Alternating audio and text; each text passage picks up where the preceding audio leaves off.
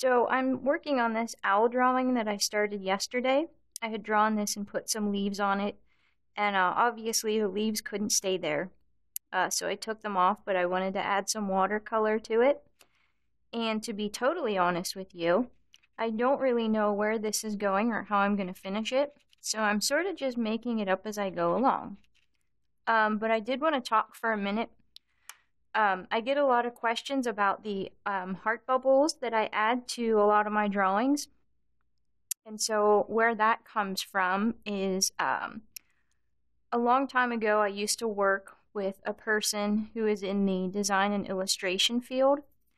And they had said to me, you know, you do these little drawings that are lovely, but they're not really saying anything. In other words, they don't necessarily have meaning behind them.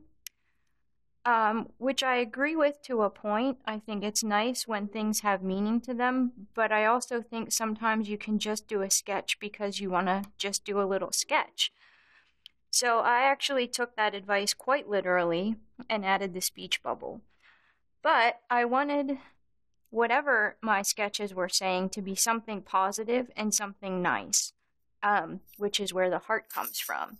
So it sort of turned into something that I use a lot.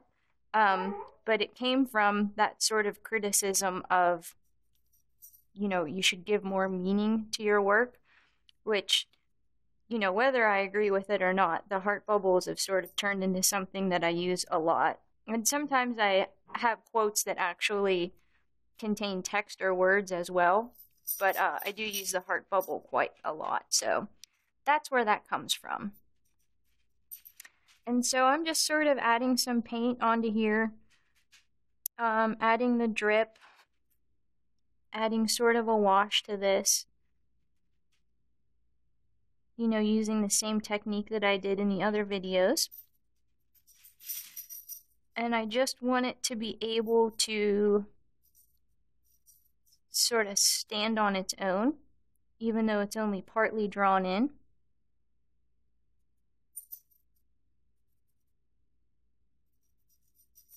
Right, so I'm just going to keep going back and forth and putting the wash in here. Suki's upset because she thinks I should be throwing the toy for her as opposed to painting. So for those of you with dachshunds, you know exactly what I'm talking about.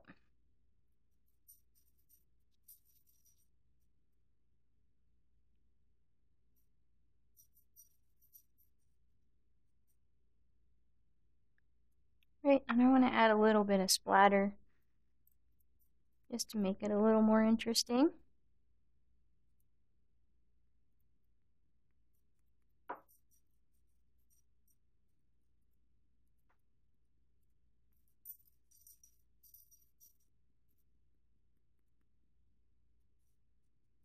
And my only recommendation on the splatter is be careful because I've totally broken paintbrushes this way. If they're not, you know, a little bit higher quality, I've totally snapped them in half by accident. Alright, add a little bit more color in here maybe.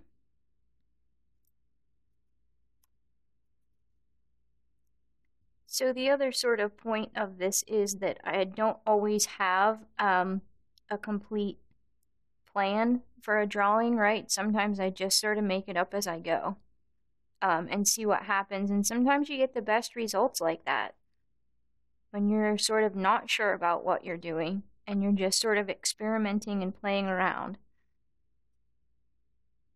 And I think it's important to do that, to not put a lot of pressure on yourself and just sort of have fun and, you know, see what the result is. Right, so that might be getting pretty close to finished. You can check out more of my work on virginiapoltrack.com or follow me on Twitter at vpoltrack. Thanks.